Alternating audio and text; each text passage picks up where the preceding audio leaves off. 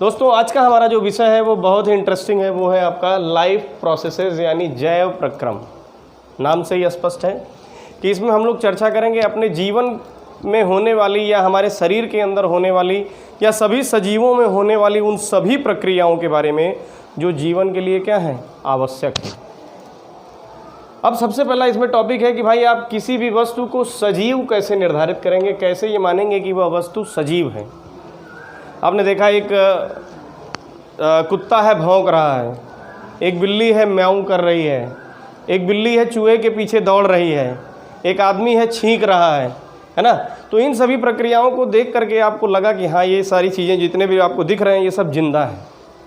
लेकिन क्या एक मनुष्य यदि सो रहा है तो क्या वो भी जिंदा है? मन में सवाल उठेगा तो उसका जवाब होगा यस। क्यों? क्योंकि सो तो रहा है सर, लेकिन साथ में सांस भी ले रहा है, रेस्पिरेशन की प्रोसेस भी कर रहा है, भोजन का अंदर ब्रेक डाउन भी कर रहा है, डाइजेशन भी कर रहा है ना। तो वो सभी प्रक्रियाओं को कर रहा है, इसलिए वो क्या है सर, सजीव है। फिर सवाल उठता है कि किसी भी वस्तु के सजीव होने के लिए कौन कौन सी प्रक्रियाएं आवश्यक हैं।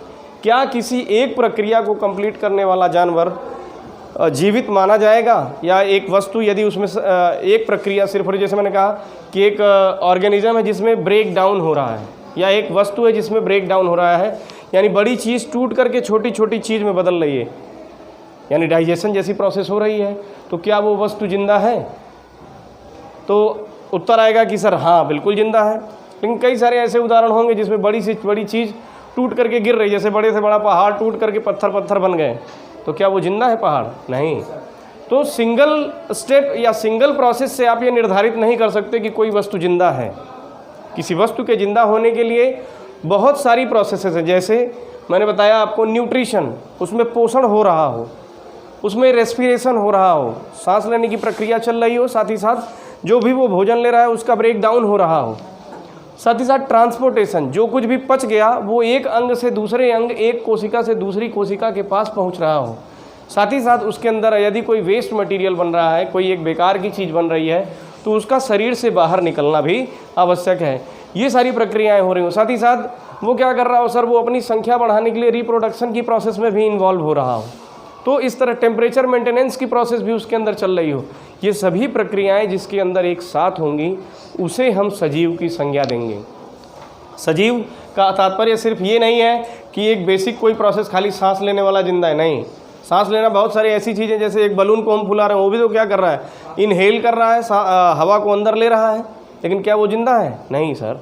और भी सारी प्रोसेसेस एक साथ। तो हर वो ऑर्गेनिज्म जिसमें ये समस्त प्रोसेसेस एक साथ हो रही हों, हर वो वस्तु जिसमें समस्त प्रोसेसेस एक साथ हो रही हों, उसे हम क्या कहेंगे, सजीव कहेंगे। अब सजीव मनुष्य भी हो सकते हैं, पौधे भी हो सकते हैं। भाई सजीवों में विकास एक बड़ा ही महत्वपूर्ण हिस्सा है।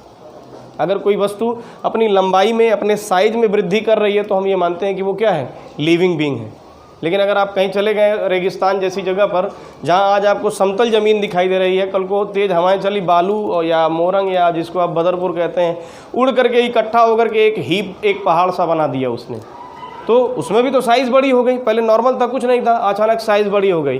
तो सिर्फ एक प्रोसेस से, यानी सिर्फ साइज़ के बढ़ने से भी आप ये निर्धारित नहीं कर सकते कि वो वस्तु क्या है, जिंदा है। जिंदा होने के लिए ये सभी, या जीवित है, जीवित होने के लिए ये सभी प्रोसेसेस क्या है, एक साथ होना आवश्यक है। तो सजीव की सबसे पहली पहचान ये हो गई। उसके बाद वायरस पे चर्चा लेते हैं। वायरस क्या है भाई? वायरस को सजीव और निर्जीव के बीच की कड़ी कहा जाता है। वायरस, आपने अभी कोविड-19 के वायरस की खूब चर्चा सुनी होगी पूरे लगभग 2 साल तक। तो कोविड-19 का जो वायरस है ये क्या है, outside the body they are non living. इनके पास प्रोटीन का कोट होता है बाहर, और अंदर कोई एक जेनेटिक मटेरियल डीएनए या आरएनए हो सकता है। हालांकि कोविड-19 वायरस के पास आरएनए था, आरएनए वायरस था, रेट्रो वायरस है वो, ठीक है, जो रिवर्स ट्रांसक्रिप्शन करके डीएनए बनाते हैं, डीएनए बना करके फिर क्या करते हैं, अपने होस्ट पर अटैक करते हैं।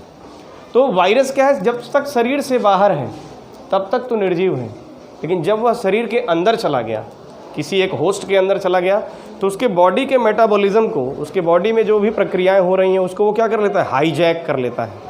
हाईजैक कर लेगा तो डाइजेशन आप अपने लिए कर रहे हैं, भोजन आप अपने लिए बना रहे हैं, भोजन आप अपने लिए पचा रहे हैं, उस भोजन को वो खा करके अपनी शरीर, अपनी संख्या बढ़ाएगा। तो viruses are outside of the body, they are non-living, while inside of the body they are hijacking the mechanism of the body, that's why they are called as living inside. तो ये इस पर अभी भी विवाद का विषय बना हुआ है वायरसेस की जीवन पर। पोषण शब्द का क्या तात्पर्य है एग्जैक्ट ये समझना जरूरी है। पोषण शब्द का तात्पर्य है कि ऊर्जा का जो भी स्रोत है, ऊर्जा के जितने भी स्रोत हैं, चाहे वो आप शाकाहार ले रहे हो या मांसाहार ले रहे हो, जो कुछ भी आप बाहर से, शरीर के बाहर से ले रहे हैं, ऊर्जा के उस स्रोत को अंदर लेना, बाहर से अंदर लेना ही क्या कहलाता है? पोषण कहलाता है। ये भी कई प्रकार का हो सकता है। हो सकता है कि सूर्य के प्रकाश से अपना भोजन बना लिए, या हो सकता है कि किसी जानवर को मार के खा रहे हैं उससे अपना भोजन बन रहा है, या हो सकता है हरी सब्जियां खा करके अपना भोजन बना रहे हैं। तो कई प्रकार से पोषण संभव है। अब सवाल उठता है कि सर क्या सिर्फ पोषण से ही हमारा जीवन संपन्न हो जाएगा? नहीं, दिन प्रतिदिन जो हमारी शरीर है कोशिकाओं से बनी है, तो ये जो छोटी छोटी कोशिकाएं हैं, इनके अंदर जो भी पोषण हमने लिया उस पोषण का पहुंचना जरूरी है। पहुंचने के बाद उन कोशिकाओं के अंदर, ये कोशिका है मान लीजिए, इसमें भोजन पहुंच गया, तो अब इस कोशिका में पहुंचे हुए भोजन को क्या होना है? ऑक्सीजन की प्रेजेंस में टूटना भी जरूरी है, और टूट करके क्या होना है? इससे एनर्जी प्रोड्यूस होना ज़रूरी है, और उस ऊर्जा की सहायता से हम अपने जीवन की सभी प्रक्रियाओं को कर पाएंगे और स्वयं जिंदा भी रह पाएंगे। तो ये सारी चीज़ें हमारे लिए क्या हैं? ज़रूरी हैं, स्टेप बाय स्टेप। और इन सब के साथ ज़रूरी है मेंटेनेंस प्रोसेस। भाई जब बच्चा छोटा होता है, पैदा होता है, तब तो जो मुख्य रूप से एनर्जी का इस्तेमाल होता है, या आपकी उम्र में भी जो मुख्य रूप से एनर्जी का इस्तेमाल है, वो किस में हो रहा है? आपके शरीर के विकास में, शरीर को बड़ा करने में। लेकिन जब आप एक निश्चित लंबाई, एक निश्चित साइज़ तक पहुंच जाते हैं, उसके बाद ऊर्जा का क्या मुख्य रोल है? जो भी पुरानी सेल्स हैं उनको उनकी जगह नई सेल्स ले आना। बात मेरी समझ रहे हैं? जो भी पुरानी सेल्स हैं या जिनमें कोई डैमेज हो गया, या वो बीमार हो गई, या अपने आप मर गई, तो उनकी जगह रिप्लेस करके नई सेल्स का ले आना। प्लस किसी भी तरह से जो भी प्रोसेसेस चल रही हैं उन सब को लगातार मेंटेन रखना। ब्रेक डाउन हो रहा है, फॉर्मेशन हो रहा है, जो कुछ भी हो रहा है, इन सभी प्रोसेसेस को क्या करना है? मेंटेन करना है। तो इस मेंटेनेंस के लिए हमें एनर्जी चाहिए, और वो एनर्जी हमें कैसे मिलती है? सर इन्हीं सभी प्रोसेसेस के दौरान, या पोषण के बाद जब उसका डाइजेशन होगा, ब्रेक डाउन होगा, तो हमें वो एनर्जी मिलेगी। एक बड़ा ही महत्वपूर्ण सवाल उठता है, यहाँ पर पूछा जाता है आपसे कि सर जैव प्रक्रम में अगर कोई एक जीव, मान लीजिए एक कोशिकीय है, ये मान लीजिए एक कोशिकीय जीव है जिसका नाम है क्या? अमीबा।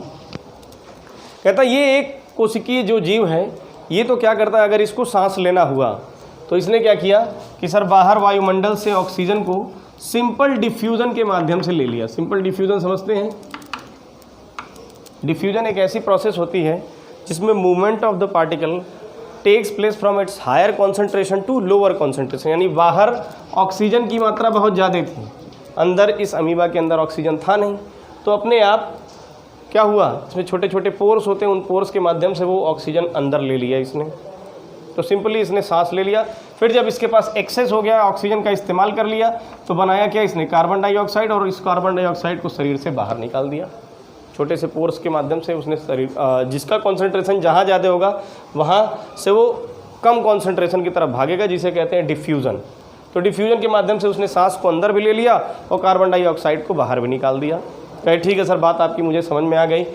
तो कहता ये है सवाल कि सर एक कोशिकीय जीव तो ऐसे इतनी आसानी से सांस ले भी सकता है, सांस बाहर छोड़ भी सकता है, लेकिन क्या हमारे आप की तरह मल्टी सेलुलर ऑर्गेनिज्म भी ऐसा कर सकते हैं? और यदि ऐसा नहीं कर सकते तो क्यों नहीं कर सकते? तो सर हम ऐसा नहीं कर सकते। क्यों? क्योंकि ये जो एक कोशिकीय जीव अमीबा है, इसका पूरा बॉडी वायुमंडल के संपर्क में है। देखिए हर एक हिस्सा एयर के संपर्क में है कि नहीं है? बोलो भाई।